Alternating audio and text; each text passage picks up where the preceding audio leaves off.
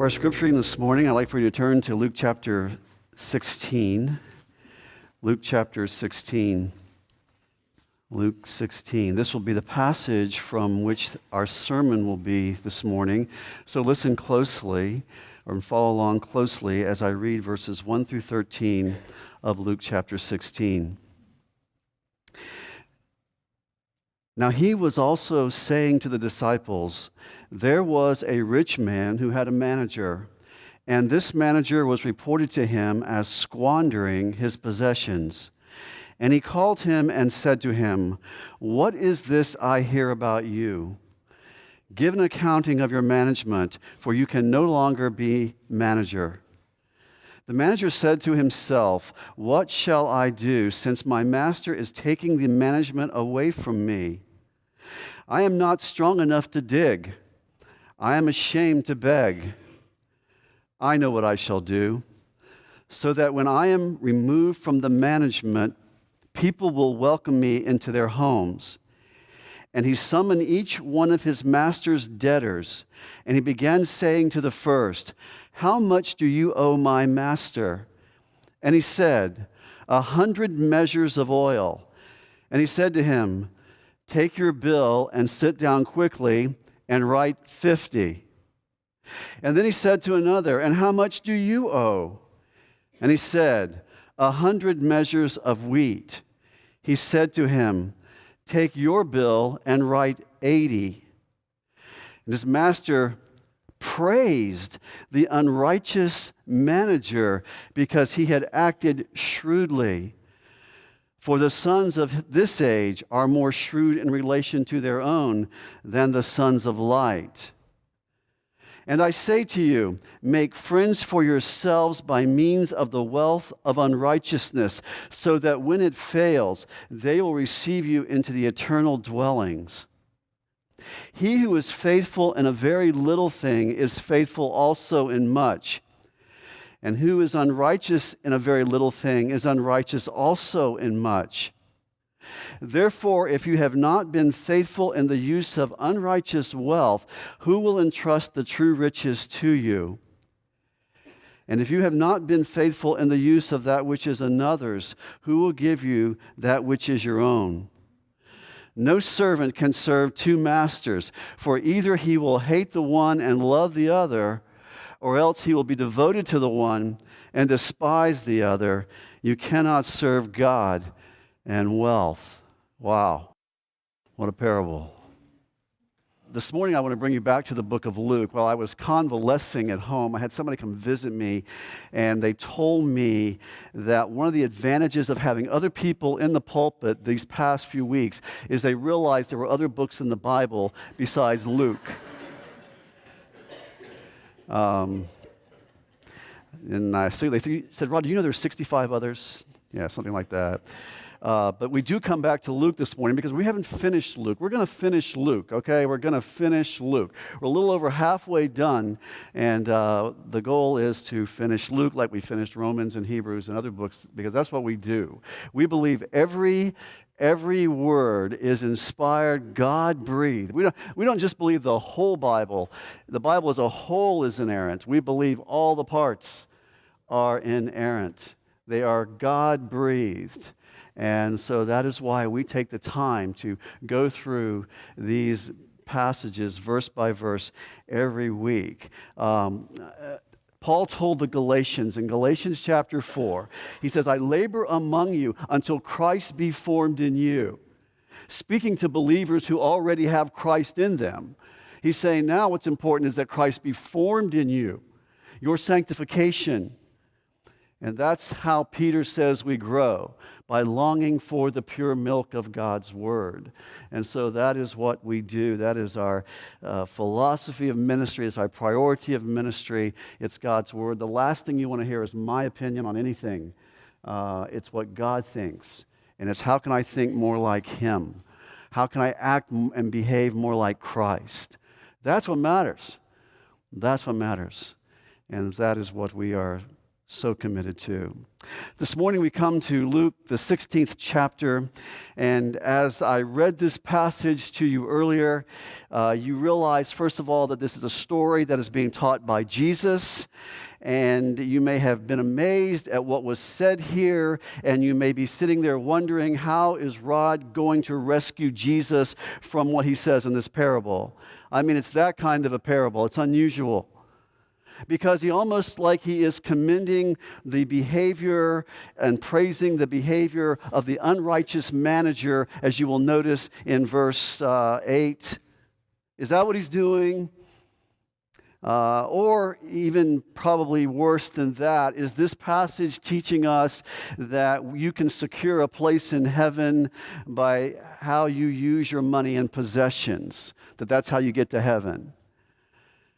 And those are just two questions that have made this a very difficult parable over the centuries and years as people have read it and come up with many different interpretations of it. And most of the time, people's interpretations are basically trying to get Jesus out of a jam. That's how it comes across. There's a common mistake, I think, sometimes when you read a parable, you try to allegorize or spiritualize every word of the parable. There's some hidden spiritual meaning here in everything that is said. And that it's true, a parable in general responds to reality in some form. To pick it apart and make every little thing that's said in it somehow, give meaning that it doesn't really have. And that can certainly happen in any parable, this parable as well as others. But we can overread these sometimes. I'm going to tell you that to begin with. So we just kind of want to pull back and just see what he has to say, what Jesus is saying here. Because there is a positive spiritual lesson here. And I think the bottom line is this, that it argues for the wise use of money. That's what this parable is about. The wise use of money. And we know the New Testament says a lot about money because there's nothing that tests my heart and your heart more than my possessions. There's nothing that tests you more than money. Just be honest about that. That's true. Just the mere mention of it makes some of you uneasy. Why did I come to church today to hear something about money? There's a conflict already in your heart about it for some of us, because that's just how this is. And I'll get more into that as we go through this. But that's just one thing I think. Our use of our material possessions sort of serves a barometer of our spiritual condition. That is sort of, I think, the bottom lesson here. But he says some very interesting things before he gets to that. Verses 1 through 8 is the parable. Verses 9 through 13 is how Jesus applies the parable. You recall back in chapter 15, you had the three lost things. You had the lost sheep, you had the lost coin, and the lost son. And Jesus in that chapter does those three parables in response to the Pharisees who can't figure out why Jesus spends so much time with tax gatherers and sinners. And Jesus' bottom line answer to that is, listen, I want to spend time with people that know they need a physician. I want to spend time with people who know they need to repent, because there's rejoicing in heaven over one soul that repents. That chapter was more about the lost being found. And you won't know you need to be found unless you know you're lost. And that chapter was more about issues of justification, how you can be in God's kingdom. This chapter is a little different. This section, anyway, is a little different. This doesn't have so much to do with justification as much as it has to do with our sanctification. In this chapter, Jesus is not addressing specifically the Pharisees, but it says in verse 1, he's addressing his disciples. Learners, people that want to know what he has to say, believers in general. It doesn't mean that unbelievers aren't there, and certainly we know the Pharisees are there. Look down at verse 14, they're standing right there. But to his disciples, he is speaking these words to believers. So, look at the passage with me. Verse 1 of Luke 16. He was saying to the disciples, there was a rich man who had a manager, and this manager was reported to him as squandering his possessions. The focus then is on his followers, as I said. This is a story about, this verse tells us, a rich man who has a manager, also known as a steward. He was a steward of the properties of this rich man, of the finances of this rich man. He was a manager who, in most cases, would be able to have authority to represent the owner. He was one who would be able to enter into contracts and agreements for the owner. That's what this manager's role would be. He would always be, though, supposed to seek the owner's best interest. A crisis occurs. You see that in that verse? A crisis. It says he's being accused of squandering the owner's possessions. If you go back to the previous chapter 15, verse 13, remember the prodigal son? That's the word prodigal, squandering, throwing things into the wind, wasteful. Same word. And this is what he's accusing him of, squandering the owner's possession. He says the manager was reported to him as squandering his possessions, scattering and wasting them. So, you've been mishandling my estate. He finds out about it, tells the manager, hey, your stewardship is over. Probably not embezzlement necessarily. That would have been a crime and that would have been more serious. But his actions, are whatever they are not benefiting the owner. Verse 2. He called him and said to him, what is this I hear about you? Give an accounting of your management, for you can no longer be manager, steward. You can no longer represent me. This manager finds himself in a crisis, but he also sees himself with a window of opportunity. You see that in that verse? Settle the books, give an accounting of your management, for you no longer be my manager. So he's got some time to give an accounting of everything, close out the books. Window of opportunity there. The manager said to himself, this is the steward talking now, what shall I do since my master is taking the management away from me? I'm in a crisis. I got to do something. My source of livelihood is about to be over. I'm not going to be able to provide for myself any longer. Finds himself in quite a predicament. His world has come crashing down, just like you would feel if you lost your job. Some of you have, unexpectedly. You know how that feels. That's how this guy, no doubt, is experiencing. And being a white-collar job, he's saying, I can't go dig. See that? I can't do blue-collar work. That's got to be one of the hardest jobs, by the way. If you ever dug holes, that's hard work. And he says, I'm not strong enough to do that. And he says, I'm too ashamed to beg.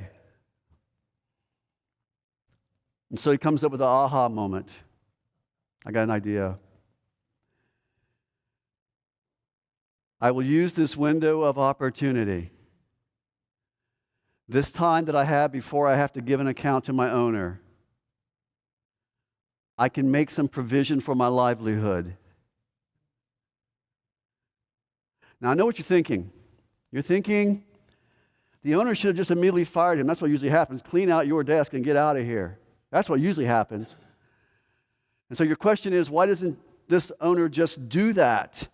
And you might want to ask Jesus that question. And you know what Jesus would say to you?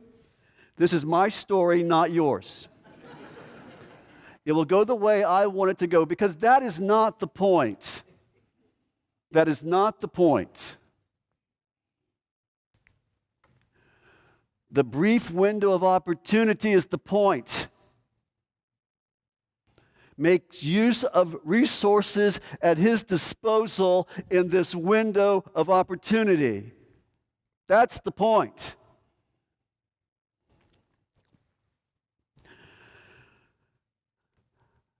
I know what I shall do, verse 4, so that when I am removed from the management, people will welcome me into their homes.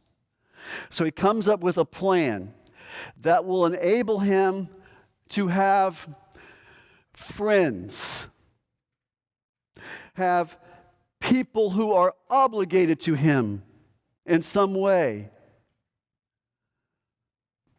after he loses this job. People will open their doors to me. They will make provision for me. See what he's saying there? They will welcome me into their homes. This is, you reciprocate in this culture, folks. I do something for you, you must do something for me. That's a social norm in this culture that we're speaking of here. That's the mindset behind the statement that he's making here. So he comes up with this plan that will enable him to have friends. And he begins in verse 5 to go talk to all of these people who are clients of the owner, the rich landowner. And he goes to talk to them about the debts that they owe to the owner. He summons, like a land lease arrangement. It's not just money, but it's you use the land and the owner gets a portion of it. That's kind of how it works. So he gives two examples here, beginning in verse 5. And he summoned each one of his master's debtors and began saying to the first, "How much do you owe my master?" And this first person says, 100 measures of oil. He said to him, "Take your bill and sit down quickly and write 50. Cuts it in half. So he starts redoing the contracts. 100 measures of oil. That's how much this individual owes. That's about 8 to 9 gallons of oil. That's about 150 olive trees. That's a pretty big grove. That's about 3 years, that's a substantial debt. That's about 3 years of work. So cut it in half and do it quickly. He says, do it quickly. I got a window of opportunity here. I don't want to miss this opportunity. And you don't want to miss this opportunity. And then he says to another, "How much do you owe?" And he said, 100 measures of wheat. He said, "Take your bill and write 80. 100 measures of wheat, about 1,000 bushels, about 8 to 10 years of work. Knocks off about 20%, similar to the first. And the point is, for both of these particular debtors, it's a major savings. It would be like your mortgage loan officer calling you up and saying, "You owe 100,000, we're going to knock it down to 75,000. I mean, you'd just be, yeah, that's great. Significant reduction. Why is he doing it? Make friends so that people will welcome him into their homes when he has no provision, when he has nothing. Now, only two are named here, but it says in verse 5, he went to all of them. He went to all of them, so there's others. This is what he does in this window of opportunity. And they are going to be very happy people, and they are going to also be obligated to him in the future because he has written off their debt like this. See what he's doing? I am using resources at my disposal to my advantage in this window of opportunity. Interesting parable, right? Interesting. I don't read many like this. You just don't read many like this. Because at this point, you know what you would expect Jesus to say after that, what I just read to you, all that I just read to you? You would expect Jesus to say, the rich landowner hunted down this manager, cut him in pieces, and cast him into outer darkness. That's what Jesus normally says in parables, doesn't he? But notice, first part of verse 8, that's not what's said. His master praised the unrighteous manager because he acted, why? Because he acted shrewdly. He finds something to praise this former manager for. He sure wasn't very resourceful when he worked for me. Look how resourceful he is now. How shrewd he is. This is where the interpretations of this passage start to go in different directions. And the two most common things you're going to read about this parable are this. Number one, and it's usually to put a positive spin on it, and it's usually to get Jesus out of a jam. One, what you hear some people say is maybe illegal interest was being charged to these people, and the steward is simply removing the interest and helping the owner to be upright in his dealings. Did you just follow what I said? He's been charging you illegal interest all this time, and I want him to be an upright man, so I'm going to take that interest charge off of there. A second interpretation that people have inserted into this parable has been that the manager, the steward, had been charging commission, and all he's doing by going to these people is removing his own commission from what they owe. So it wouldn't have any effect on the wealthy landowner. You follow those two things? Those are very two common interpretations of this passage, and I say it's just to get Jesus out of a jam for commending this manager. The problem is, the reason these are not convincing is that the percentages that are being talked about in these two examples don't fit any normal level of interest or any normal level of commission. And secondly, there's nothing in the parable to push those interpretations. You read it, you don't see that anywhere. In fact, verse 8, look what verse 8 does. Verse 8 calls him what? An unrighteous steward. What he did was wrong. But he's shrewd. That's the point. He's been unrighteous in his dealings. And the point of this parable is that there's something to be learned by what he has done.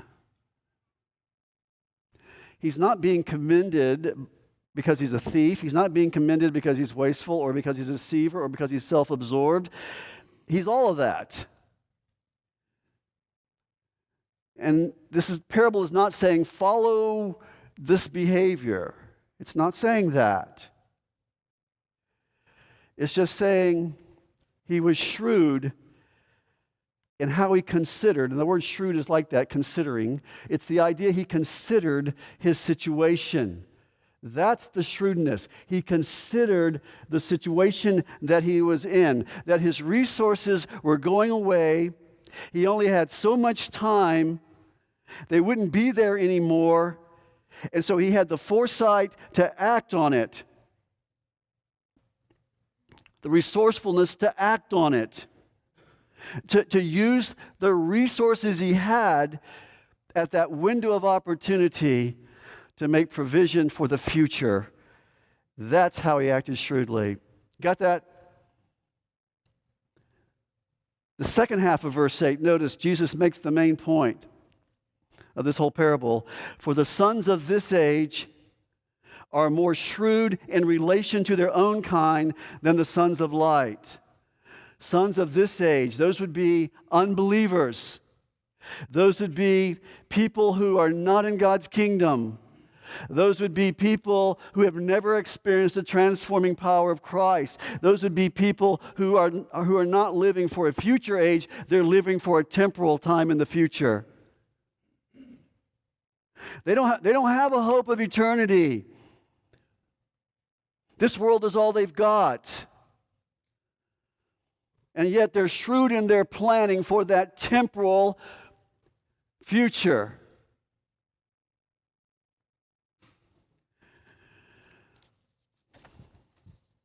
And so Jesus is saying, and I believe that's the point of this parable, is that the wicked sons of this age use every imaginable approach to secure a temporal future. Shouldn't you who are sons of light, shouldn't you who have an eternal kingdom awaiting you, shouldn't you be careful how you act in regard to that? That's the point. That's the point.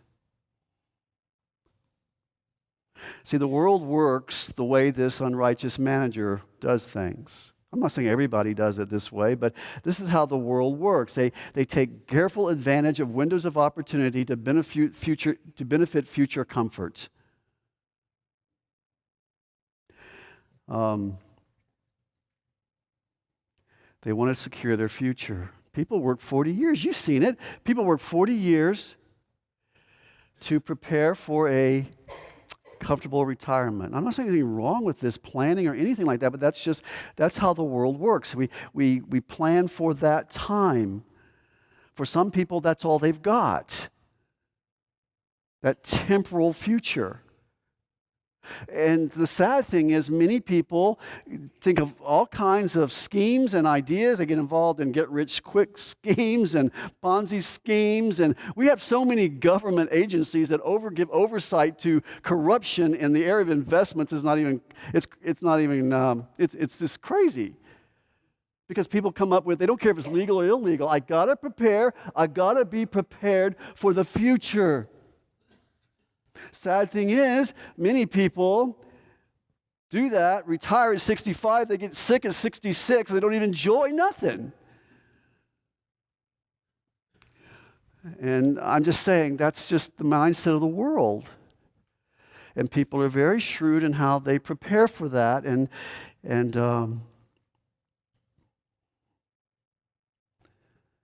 that's how it is in America. So this is a strong message to his disciples.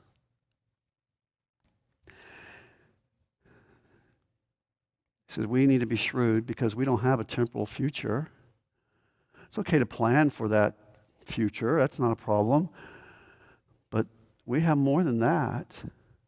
We have an eternal future. And so how do we do this? And that's what he gives us in the application. What does it look like for us to prepare for our eternal home? Using this parable as our backdrop. Being shrewd. Not like the unrighteous manager, but as righteous managers, as righteous stewards. As righteous stewards of all that God has entrusted us with. That is where this is going. Speaking to believers, he's not telling you how to get saved. Understand that. He's not telling you how to get into the kingdom by the things he's about to say. He is telling you how to experience maximum joy in heaven. That's what he's telling them.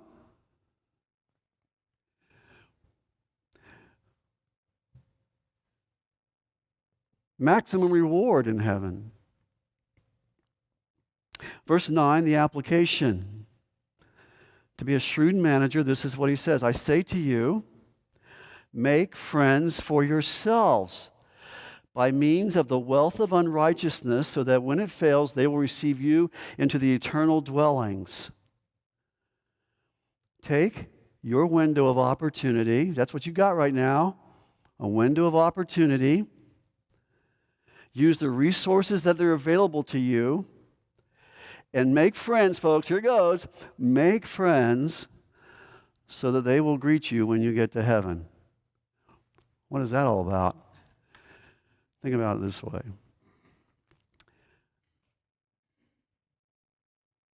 He's saying invest in eternal things. Invest in people, in this instance, invest in people whom if they come to Christ, they will be waiting to greet you in the eternal dwellings. In other words, let me say it another way. In other words, he is saying, buy friends. That's what he's saying. Buy friends who will be standing at the gate welcoming you when you arrive. People who are there because of the investments you made so that they might be reached with the gospel. You follow that? You know, every time we go on those prayer cards from one of our missionaries, and they show you a picture of some group of people maybe that are new believers that have just come to Christ, do you realize those are friends that you bought? That your investment that maybe you give through this church and we send on the mission out on the mission field, that's friends that you bought that will greet you when you come into the eternal dwelling. They are there because of your investment. And so Jesus is saying, make friends for yourself by means of the wealth of unrighteousness. Why is he called the wealth of unrighteousness? Because it's part of this fallen world. It's part of this fallen world. It's the mammon he talks about in the King James translation. It's just what's necessary for this world. It's part of a fallen world. So the resources you have, this what do you call it? This wealth of unrighteousness that you have right now, and you have an opportunity right now, because notice in verse 9, when it fails, you know when you're no longer going to need your money? When you die. Your window of opportunity to use the wealth of unrighteousness to make friends for eternity is right now. So that's the question. Are you using the wealth of unrighteousness, the resources that you have? Go back to our little unrighteous manager. That's what he did. Window of opportunity, resources available, made friends for temporal future. I have the same thing. I have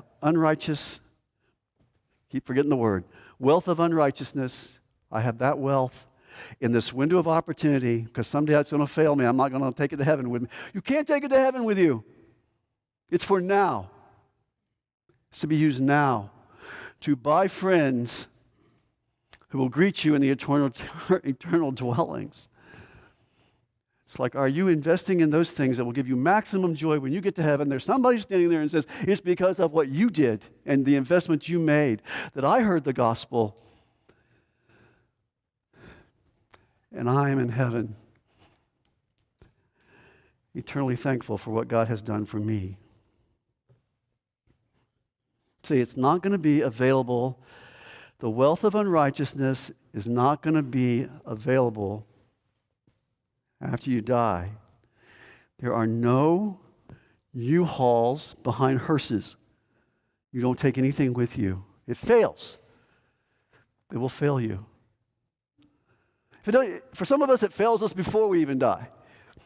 But it really fails you when you die. It's not there. You can't do anything with it. Turn to Luke 12. You remember this parable.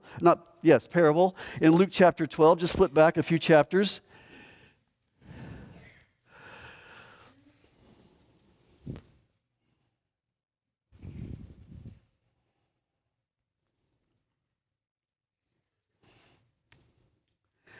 You remember in verse 16, he told them a parable saying, verse 16 of Luke 12, the land of a rich man was very productive. He began reasoning to himself, saying, what shall I do, since I have no place to store my crops? And then he said, this is what I will do. I will tear down my barns, and I will build bigger ones. And I will store all my grain and all my goods. And I will say to my soul, soul, you have many goods laid up for many years to come. Take your ease, eat, drink, and be merry. No thought of tomorrow whatsoever. Just the thought of a temporal future. But God said to him, "You fool, this very night your soul is required of you, and now you will own what you have prepared. So is the man who stores up treasure for himself and is not rich toward God." See that we invest in eternal things that bring about the salvation of sinners. In Matthew 6, you don't have to turn there, but this is what he had in view in Matthew 6 as well. "Do not store up for yourself treasures on earth, where moth and rust destroy, and where thieves break in and steal. But store up for yourself treasures in heaven, where neither moth nor rust destroys, and where thieves do not break in or steal." Invest in heavenly things. Invest in an eternal future. Lay up a treasures in heaven. For where your treasure is, there your heart will be also. That's why I said it was a heart issue. Where your heart is, that is where you will put your treasure. You want to know what's most important on your heart? Look where you're putting your treasure. See, that's why I say this is a great test of your heart. And my heart is, what do I do with my treasures? And in this verse, it's interesting, in the Matthew 6:19 verse that I just read, it is not about giving your money to the Lord and never seeing it again. That's the point. You're laying up treasures in heaven. So you'll have maximum enjoyment in heaven. And he's saying to you, in this parable, don't forfeit that opportunity by storing up treasures on earth.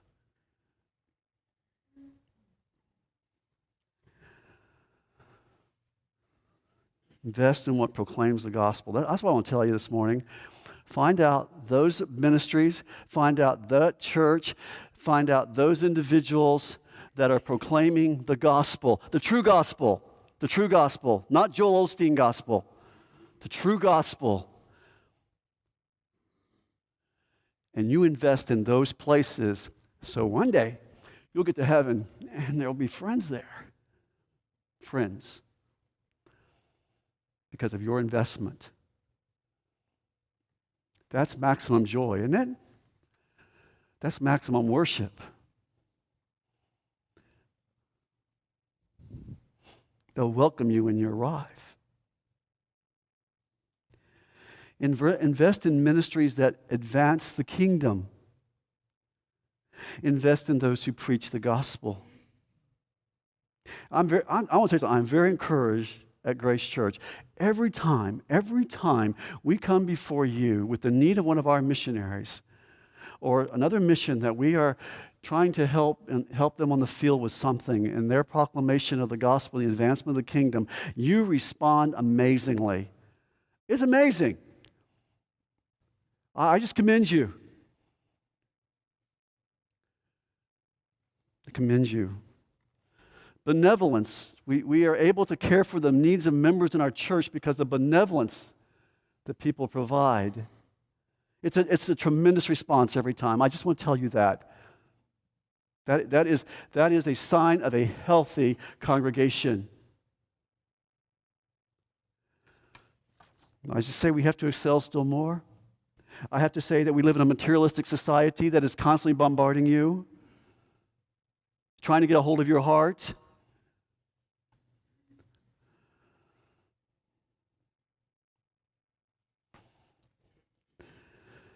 So don't waste your life on the endless personal accumulation of things that are worthless.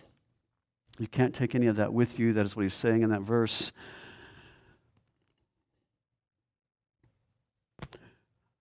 People say, well, I can't give much.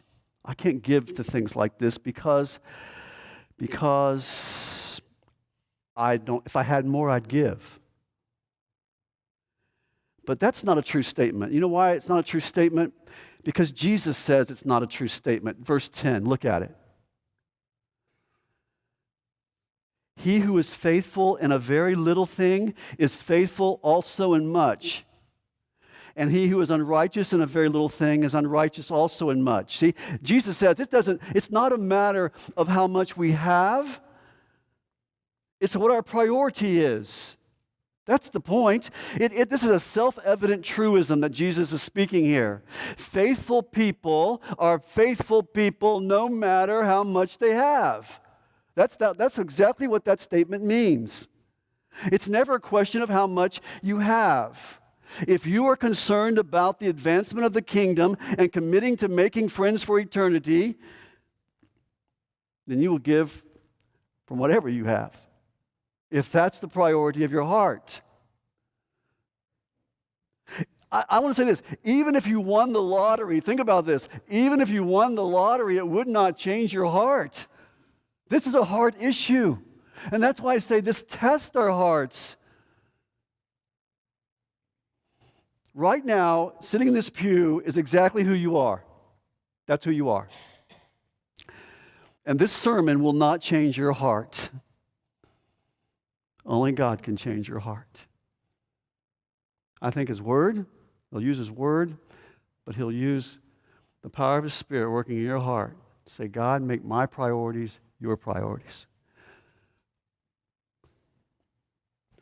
So, see, a whole lot of money is not going to change your heart. An inheritance from your aunt is not going to change your heart.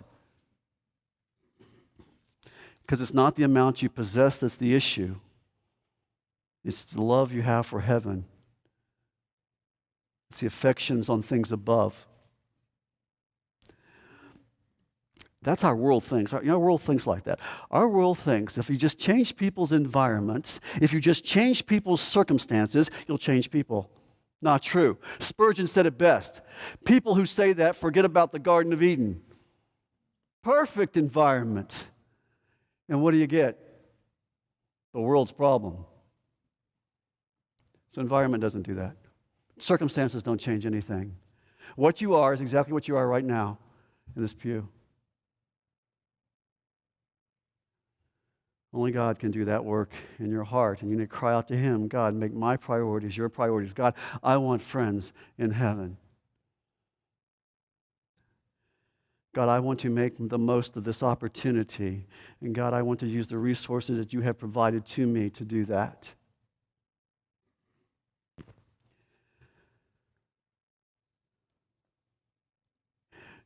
I'm not talking about how you get saved here. You understand that. I'm just talking about forfeiting spiritual blessing and maximum joy in heaven.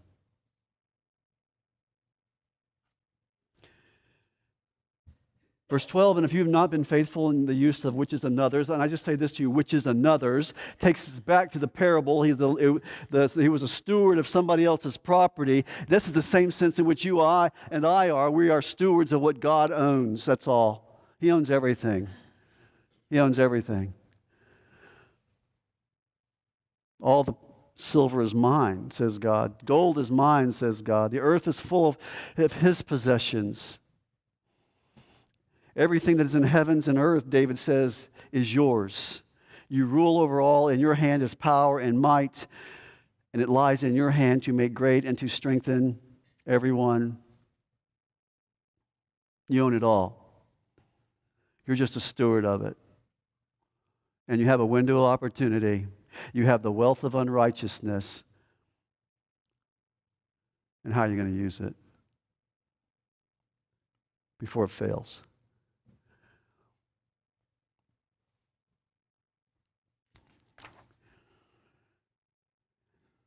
Verse 13.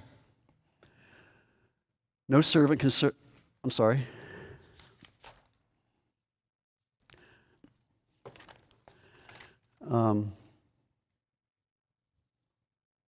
Verse 12. I lost it.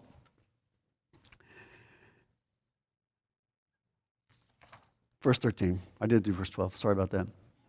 It's my arm. It's not healed totally yet.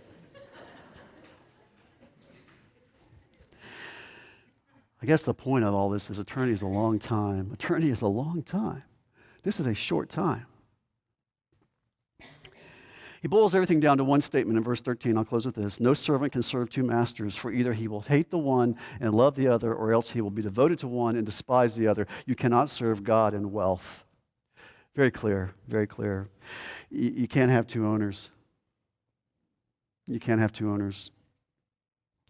You have God or you have wealth. You have God or you have your resources or your possessions. One owns you. Either you're owned by God or you're owned by your possessions.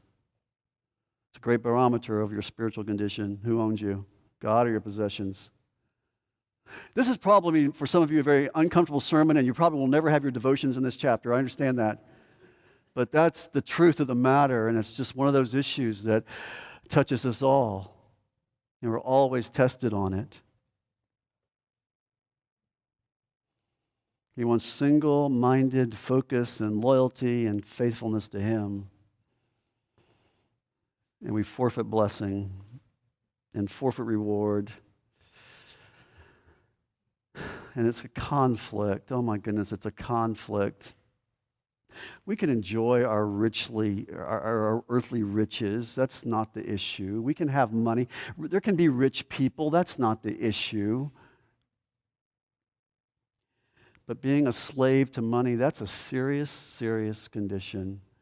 And it will affect your walk with God. It will. And we live in a materialistic age. I said it earlier. There's so much anxiety over money. In fact, when the Bible talks about anxiety, it's usually around our possessions. And just one thing about our culture, and you don't even have to have money to buy things. You don't. You can go buy things without money. This is crazy. But you can use the bank's money or somebody else, but you don't have to have any money to buy anything. And so people do that. They buy lots of things without any money, and then they get all stressed out. This is where the anxiety comes in. They get all stressed out when the bills come due. It's because they've spent more than they got. We live in a culture that encourages you to spend more than you got. Spend more than you got. Of course, our government's a great example for all of us, but the point is, that is exactly how the world thinks. And please, I tell you, we must fight that thinking. Puts us in a bondage, makes us anxious, anxiety. Love of money and things can just stir up anxiety. You want to know why we're anxious? That's certainly one of the reasons. Another strong compulsion in our culture is covetousness. Wanting what somebody else has got, wanting whatever's new, whatever's novel. I want more. It's a very strong compulsion in everybody in this room. Things we used to want have become needs. Needs have now become rights. It's crazy. These are just signs of the materialism of our age. Selfishness. I have no joy in giving. I only get my satisfaction in getting. I have more satisfaction in holding on to something and hoarding something than I do in giving something. One of the greatest acts of attacking your selfishness is when that offering plate is passed around on Sunday mornings. It attacks your selfishness. Rather keep it than give it. Trust in your possessions. Discontent. Listen to this. We begin to lose an appreciation for what we have. We're not thankful, and we begin to lose an appreciation for what we have because it's not enough, and we get seduced by what we don't have, and rather content with what we do have. Let me just close with this. Paul in 1 Timothy 6, we brought nothing into this world. We can take nothing out of it. If we have food and clothing, with these we shall be content. But those who want to get rich fall into temptation and a snare and many foolish and harmful desires, which plunge men into ruin and destruction. For the love of money is the root of all sorts of evil. Not money, it's the love of money. You can have a whole lot and not love it, or you can have very little and love it. Some people who have loved their money and been slaves to their wealth have wandered away from the faith, he says, and been pierced with many griefs.